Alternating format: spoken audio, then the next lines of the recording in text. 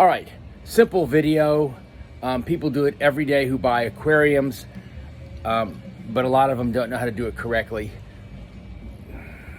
I don't know if I know how to do it correctly, but this is how we do it. We've been doing it this way for 40-something years. That either makes me really stupid or really brilliant. So we're assuming that you've got the tank ready to put the regular background that you have to cut to fit on.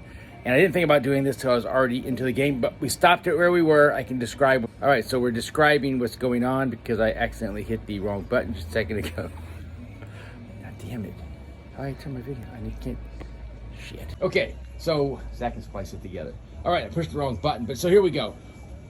What we've done so far is we stretched the background across the tank. We put a couple pieces of tape to hold it on, and then we cut this edge. Now, I know you're thinking, oh, they did a crappy job, but the silicone is on the other side of this, and you'll never see this. This was the rough cut side. This is the side that I trimmed just now.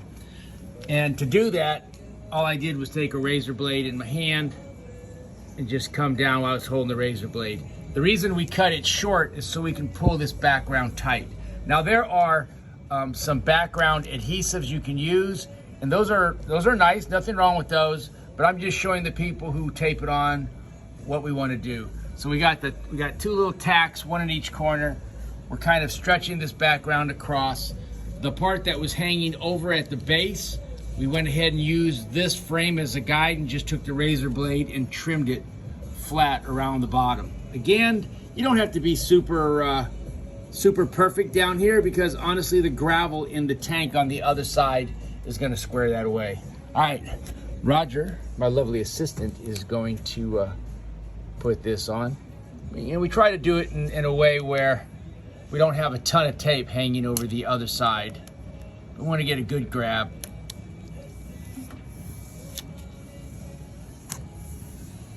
And you're just going to kind of pull it and stretch it over. And now we're going to put two more pieces on. We're going to now take a long piece and run it across the top continually. That way, in case any water splashes, it doesn't get between the background and the glass and you end up with that gnarly looking water spot. So that'll be his next detail.